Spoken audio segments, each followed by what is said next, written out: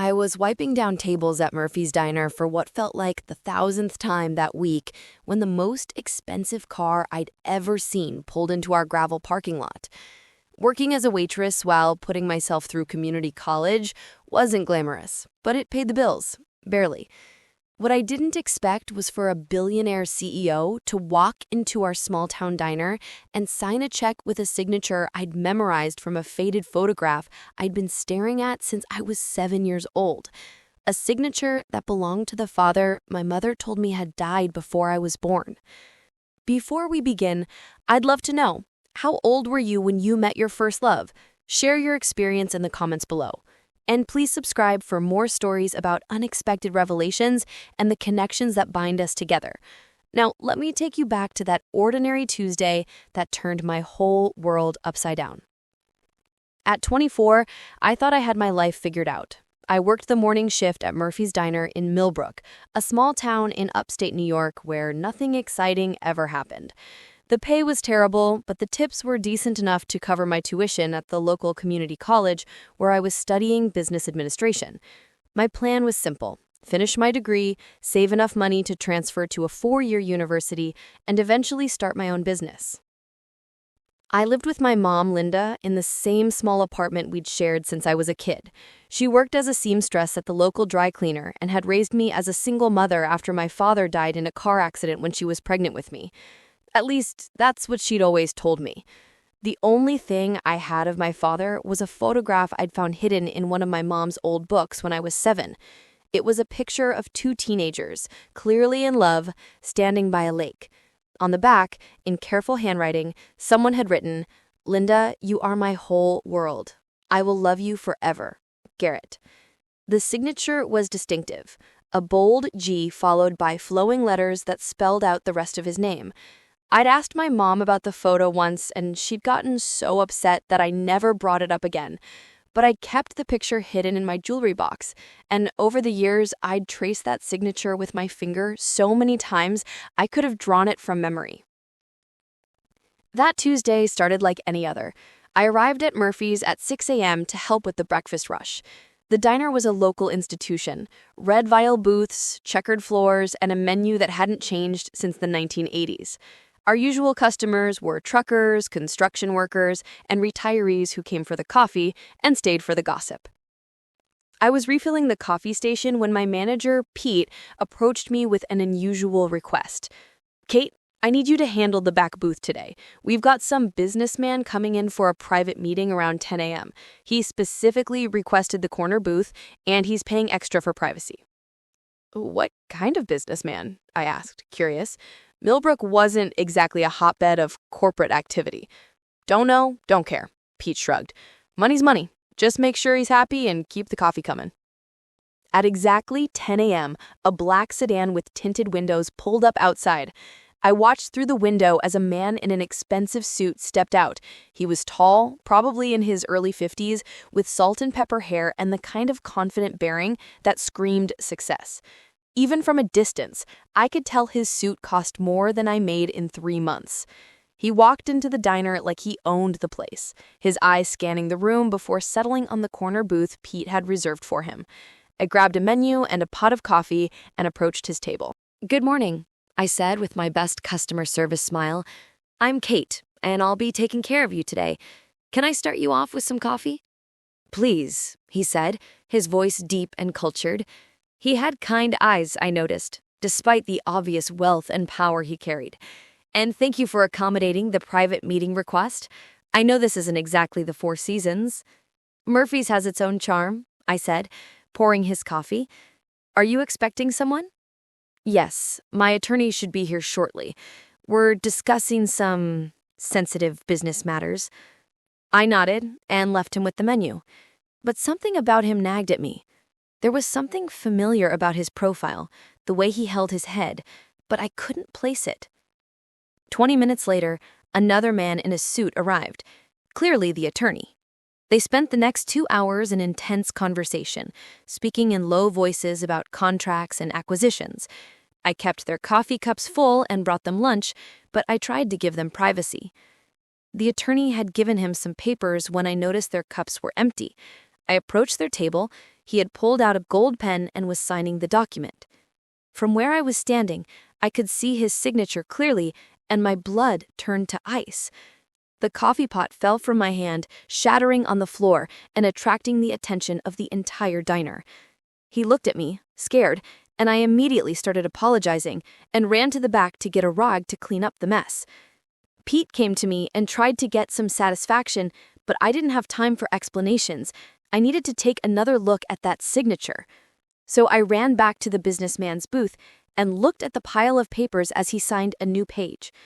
The bold G, followed by flowing letters. The exact same signature I'd been staring at in that hidden photograph for 17 years. "Sir," I said, my voice barely above a whisper, "that's my dad's signature."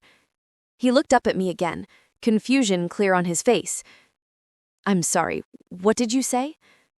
"Your signature," I said, my hands starting to shake. "It's identical to my father's, but that's impossible because he died before I was born." The color drained from his face. He stared at me for a long moment, really looking at me for the first time.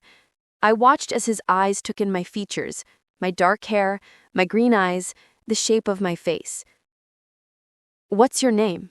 he asked quietly. "Kate Baker." "And your mother's name?" "Linda Baker." The heavy gold pen slipped from his fingers and shattered on the floor, the sound echoing through the suddenly quiet diner. He gripped the edge of the table, his knuckles white. "Linda Baker," he repeated, his voice hollow. "From Buffalo?" "Yes, but how do you—" "How old are you?" "I turned 24 last week." "Oh my God," he whispered. "You're her daughter. You're my daughter." The world seemed to tilt sideways. I grabbed the back of a nearby chair to steady myself. "That's impossible. My father died in a car accident. My mother told me—" "Your mother told you your father was dead?" His voice was filled with pain and disbelief. "Kate, my name is Garrett Kane. I was 17 when I fell in love with your mother. We were going to get married after graduation, but her parents, they didn't approve of me." I felt like I was going to be sick. "Garrett Kane? The one who owns Kane Industries?" He nodded slowly. "Your mother, she just disappeared. One day she was there, and the next day her family told me she'd moved away and didn't want to see me anymore. She moved to live here in Millbrook with her aunt. She was pregnant with me." "Pregnant," he repeated, the word hitting him like a physical blow. "She was pregnant, and she never told me." I pulled out my phone with trembling hands and showed him the photograph I'd taken of the picture years ago. "Is this you?" He looked at the image on my screen, and tears began forming in his eyes. "That was taken at the lake, the summer before she left. I gave her that picture the day before she moved away. I wrote on the back that I would love her forever." "I found it when I was 7, I said, my own voice breaking. "I've been staring at your signature my whole life, wondering about the father I thought was dead." Garrett reached across the table and gently took my hand. "Kate, I swear to you, I had no idea you existed. If I had known your mother was pregnant, if I had known she had my child, I would have moved heaven and earth to find you both. But why would she lie? Why would she tell me you were dead?" "Because she was 18 years old, pregnant and scared," he said softly. "Because her parents had probably convinced her that I was no good for her, that I would ruin her life. Because she thought she was protecting you from a father who might not want you." I thought about my mother, about the sadness I'd sometimes seen in her eyes when she thought I wasn't looking, about the way she'd never dated anyone seriously, never seemed interested in finding love again. "She never got over you," I realized. "She never married anyone else. She's been alone all these years." "And I never got over her," Garrett said. "I built an empire.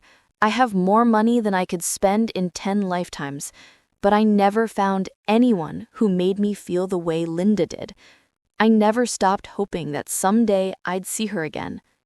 We sat in silence for a moment, both of us trying to process the magnitude of what we'd discovered. "Are we sure?" "You are my dad," I asked finally. "Kate, you have my eyes. I'm sure you are my daughter. And, if you'll let me, I'd like to get to know my daughter. And I'd like to see your mother again, to understand why she felt she had to carry this secret alone for 24 years. She's going to be terrified when she finds out you know. She's going to think you hate her for keeping me from you." "I could never hate her," Garrett said firmly. "I'm hurt, yes. I'm devastated that I missed your entire childhood. But I understand why she did what she did. She was protecting you the only way she knew how." I looked at this man, my father, standing across from me in a small-town diner, and I felt a strange mixture of anger, joy, and overwhelming sadness for all the years we'd lost. I have so many questions.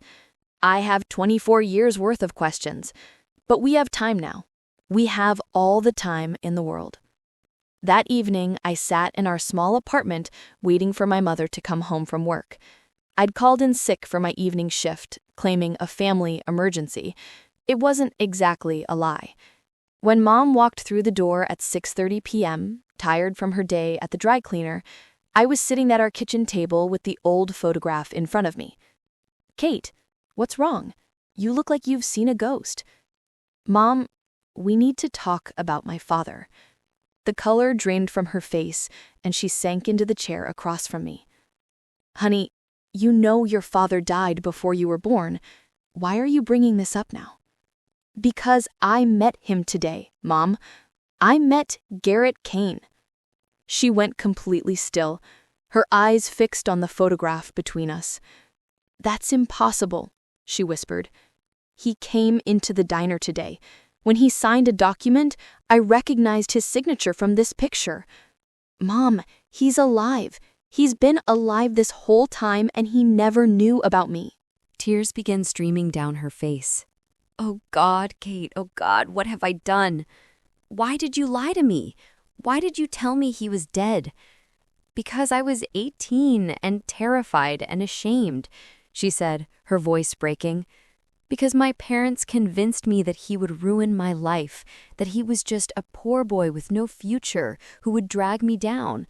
Because when I found out I was pregnant, I was already living here with my aunt, and I was too scared and too proud to call him." "But Mom, you could have told me the truth when I got older. You could have tried to find him." "How could I?" she asked desperately. "How could I call him after 24 years and say, 'Oh, by the way, you have a daughter I never told you about'? How could I explain that I let him think I didn't love him when the truth was that I never stopped loving him for a single day?" I reached across the table and took her hand. "Mom, he never stopped loving you either. He never married anyone else. He's been alone all these years, just like you." "He must hate me," she whispered. "He doesn't hate you.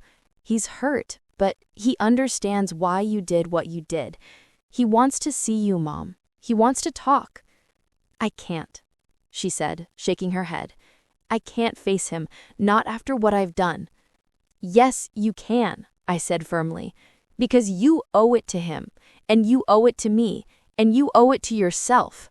You've been carrying this secret for 24 years, and it's time to let it go."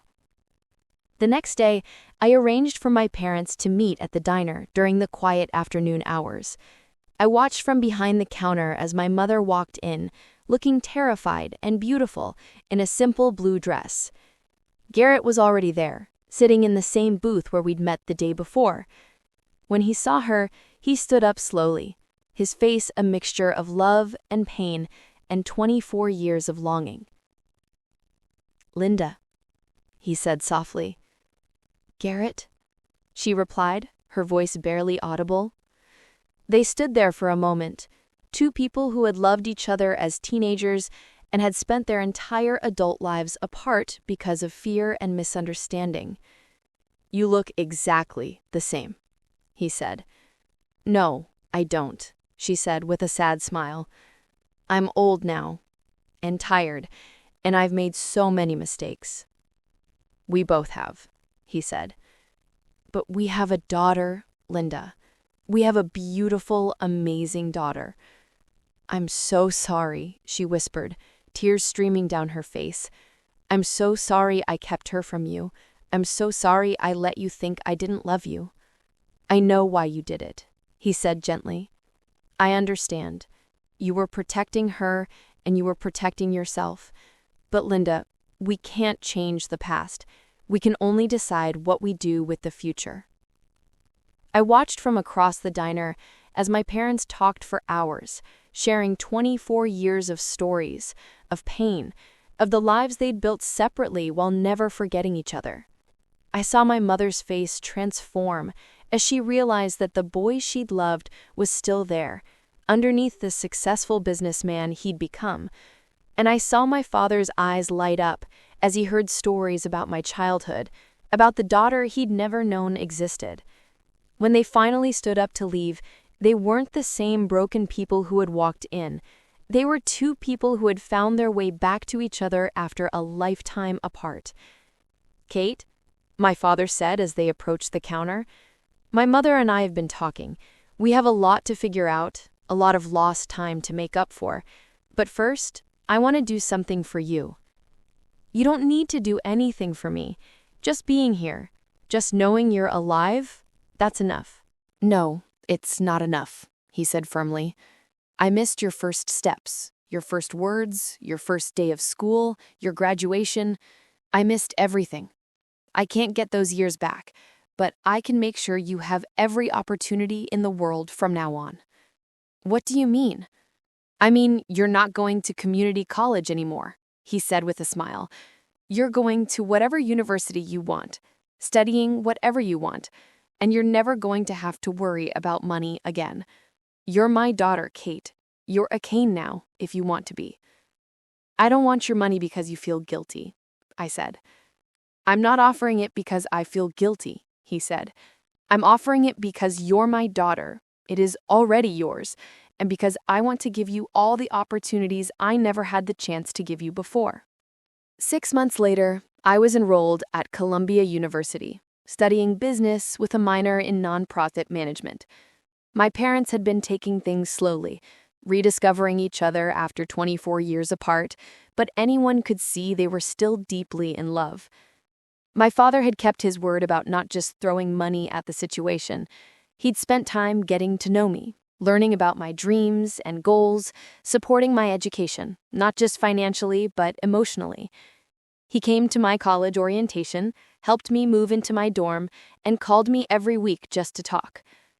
My mother had quit her job at the dry cleaner and was now working as the director of the Kane Foundation, a charitable organization my father had started to help young people from disadvantaged backgrounds get access to education and opportunities. You know, my father said one evening as we sat in his penthouse apartment looking out over the city, I used to think success was about building something bigger than yourself, about leaving a legacy in business. And now? I asked. Now I know that the only legacy that really matters is the one you leave in the people you love, he said. I built an empire, but the most important thing I ever created was you, even if I didn't know it at the time. Do you ever wonder how different things had been if Mom had told you about me from the beginning? Every day, he admitted. But then I think about the woman you've become, the strength and independence your mother gave you by raising you on her own. If things had been different, you wouldn't be you. You really think that? I know that, he said firmly. Your mother raised you to be strong, to work hard, to value people over possessions. Those aren't lessons you learn when everything is handed to you. You earned your character, Kate. That's something money can't buy. I thought about that conversation often in the months that followed. My life had changed dramatically. I was attending an Ivy League university, living in a beautiful dorm, and had access to opportunities I'd never dreamed of. My parents got remarried on a quiet Saturday morning in the same church where they'd planned to marry 25 years earlier.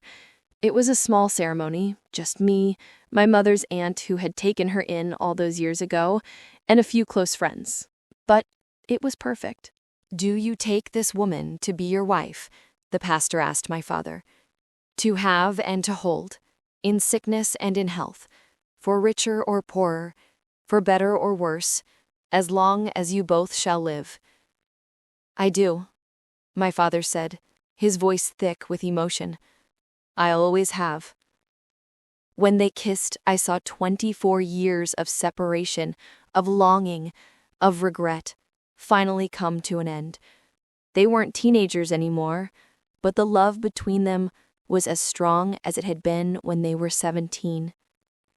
At the reception afterward, my father pulled me aside. "Kate, I have something for you," he said, handing me a small wrapped box. Inside was a delicate gold necklace with a pendant that took my breath away. It was a miniature version of the photograph I'd treasured for so many years. The picture of my parents by the lake, but now engraved in gold. I had it made from the original photo. I wanted you to have something that represents not just where we came from, but where we're going. That picture brought us back together, Kate.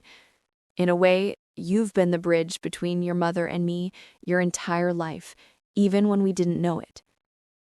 I hugged him tightly, this man who had gone from stranger to father in the span of a few months. "I love you, Dad." "I love you too, sweetheart, more than you'll ever know." Some years later, I was back at Murphy's Diner, but this time as a customer.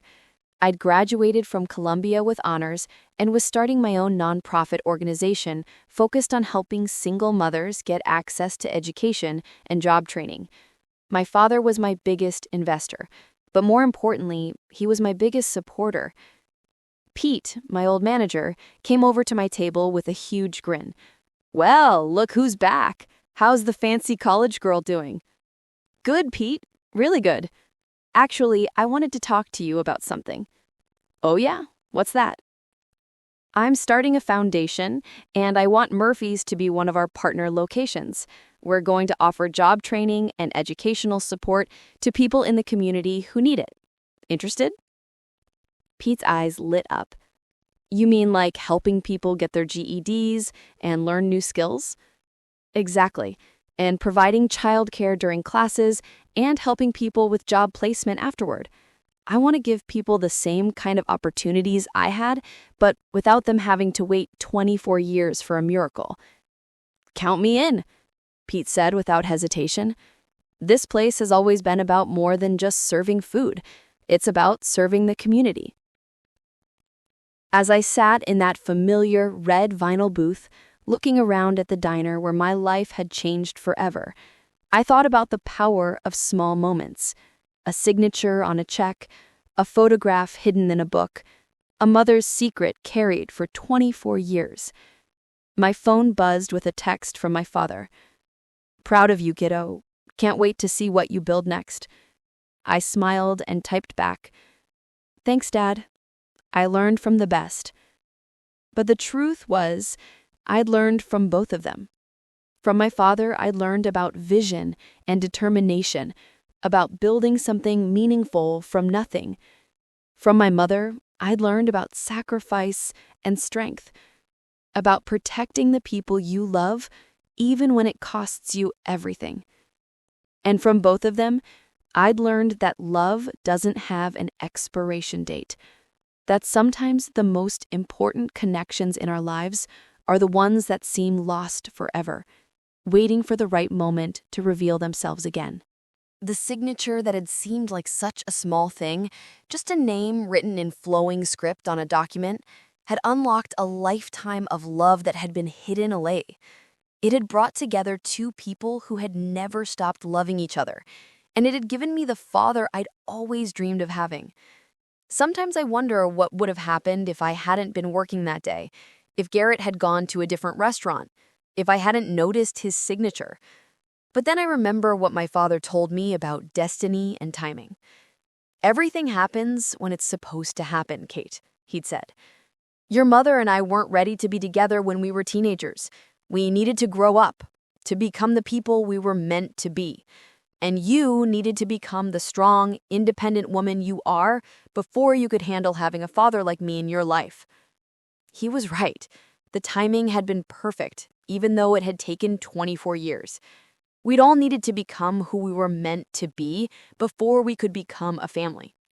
Now, as I work to help other families find their way back to each other, as I watch my parents rediscover their love story, as I build my own life with the foundation of everything they taught me, I'm grateful for every twist and turn that brought us to this moment.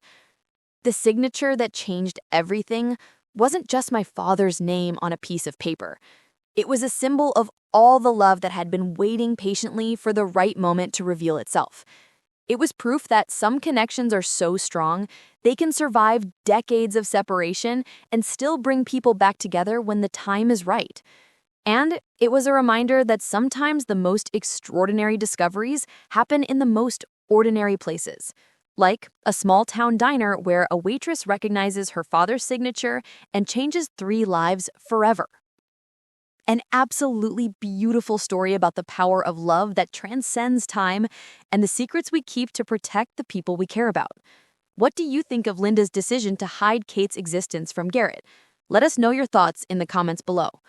If you were moved by this incredible story of family, forgiveness, and second chances, please show your support by hitting that like button and be sure to subscribe for more inspiring stories that prove love always finds a way. Don't forget to click the notification bell so you never miss an upload. Thanks for watching, and we'll see you in the next one.